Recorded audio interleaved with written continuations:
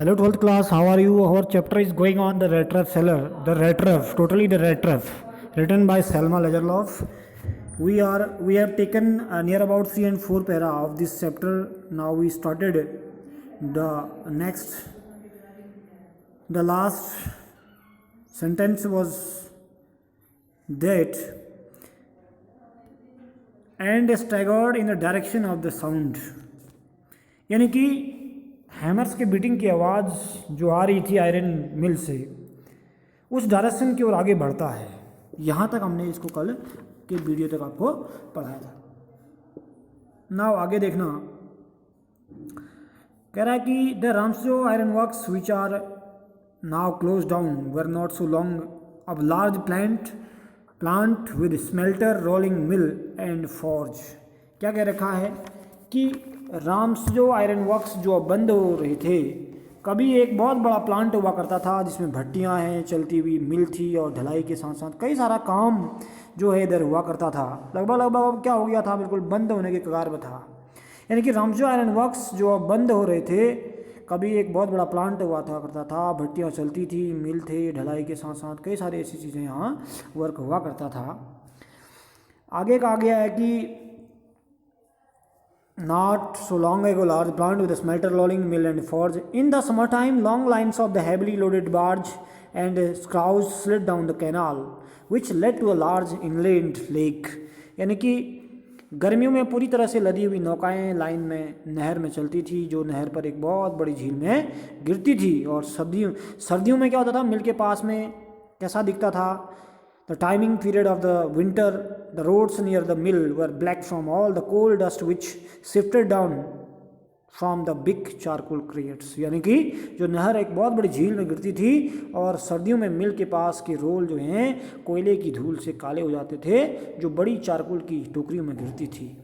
During one of the long dark evening just before Christmas, the master smith and his helper sat in the dark forge near the furnace waiting for the pig iron। यानी कि Christmas से थोड़ा पहले, एक लंबी अंधेरी शाम से पहले, मुख्य लोहाकार और उसके सहायक जो हैं भट्टी के पास अंधेरी ढलाई वाली खाई में अशुद्ध लोहे का इंतजार करते हुए बैठे थे, जो कि आग में डाला गया था, यानी कि आग में पिघल रहा था। कौन? लोहा।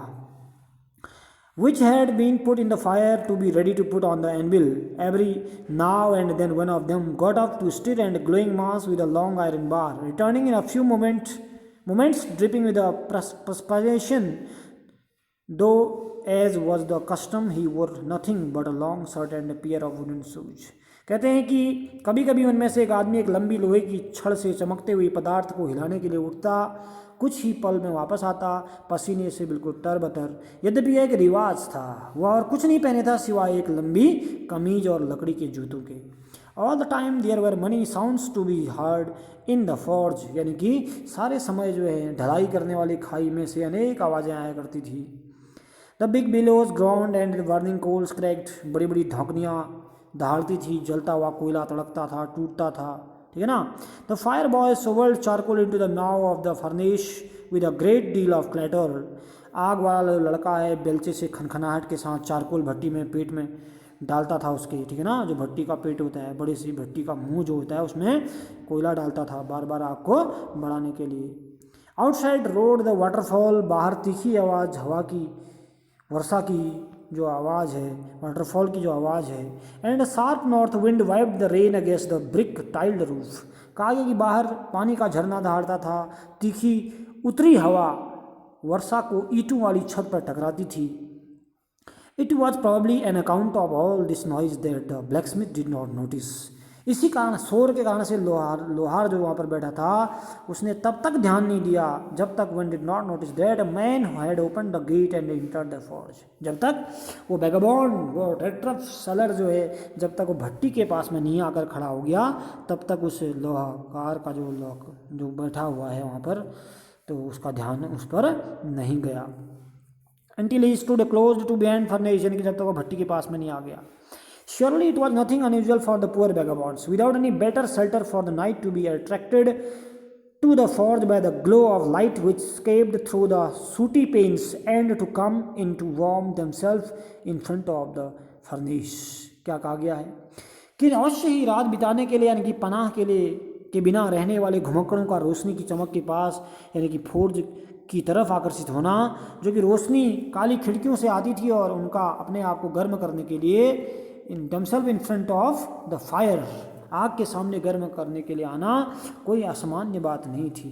The blacksmith glanced only casually and indifferently at the intruder, लोहाकार ने बाहर से आने वाले आदमी की तरफ बड़ी सहजता और उदासीनता से देखा।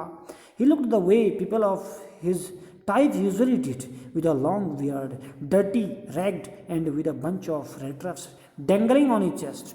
वह इस तरह से दिखता था जैसे उसके लोहाकार ने जब उसको देखा, लोहाकार ने आयरन मास्टर ने जब उसको देखा इस तरह दिखता था। उसके लिए लोग प्राय दिखते थे जैसे उसको ऐसे लोग दिखते रहते थे। लंबी है, धूल भरी है, खुरदरी दाढ़ी है, चूहेदानियों का एक गुच्छा जो है छाती पर लटका हुआ था।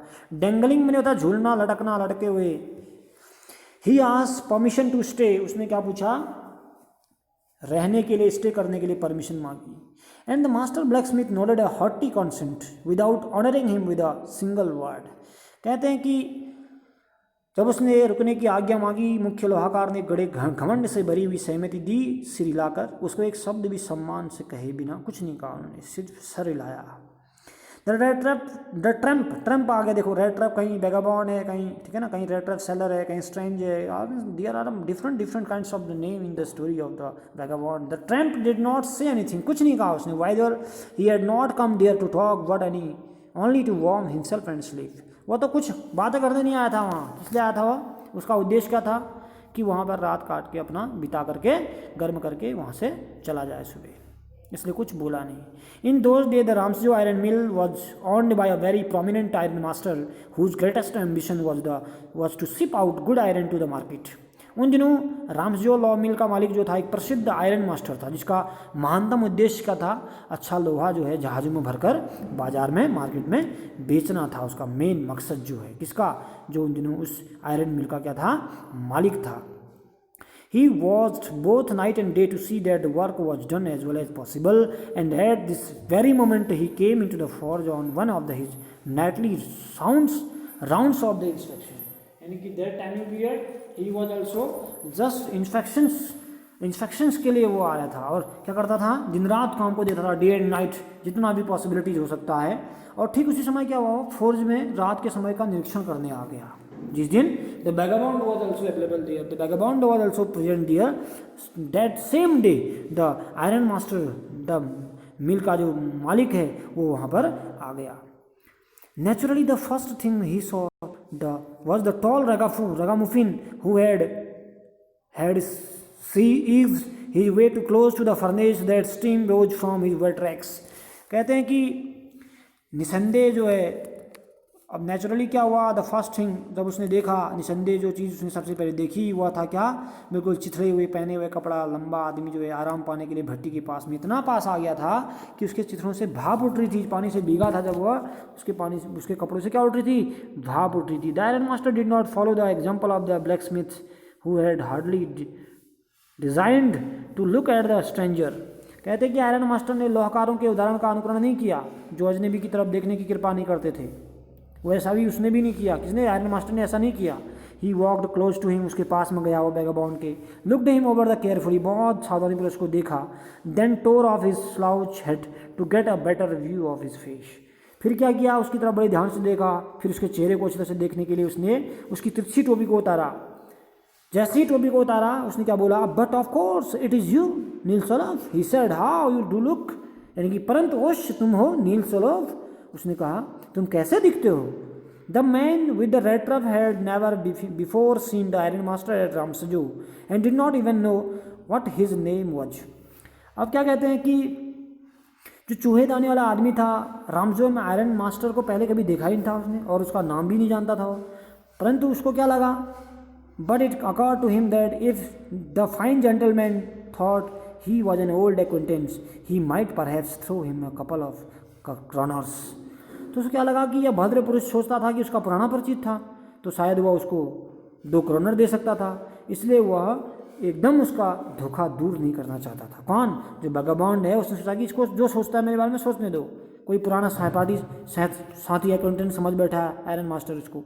He might perhaps throw him a couple of kroners, therefore he did not want to undeceive him at all। At all at once, यानी कि धोखा दूर नहीं करना चाहता था उसका। Yes, God knows things have gone downhill with me, he said. अब क्या बोला उसने, जो भगवान था उसने कहा यस, हाँ भगवान जानता है कि मेरा समय खराब आ गया है। उसने क्या कहा, भगवान जानता है कि मेरा समय क्या आ गया है। Yes, God knows things have gone down with me, यानी कि भगवान जानता है कि मेरी स्थितियाँ कितनी क्या हो गई हैं, खराब हो गई हैं। जब क्या कहते हैं, आयरन मास्टर ने क्या किया, आयरन मास्टर ने जब उसको नील सलफ करके पुकारा तो उसको लगा कि ये आदमी जो है, आयरन मास्टर जो है, मुझे पुराना परिचित समझता है, तो उसको उसी धोखे में रहने दिया उसने कहा बिल्कुल मैं वही हूँ और भगवान जानता है कि मेरे साथ क्या स्थिति हो गई मेरी। ऐसा किसने बोला, उस वैगाबॉन्ड ने आयरन मास्टर को उत्तर दिया। यहाँ तक का ट्रांसलेशन देखना है, इसकी वर्ड मीनिंग करनी है और ट्रांसलेशन को अब में क्या करना है, ट्रांसलेशन करना है। आगे फिर नेक्स्ट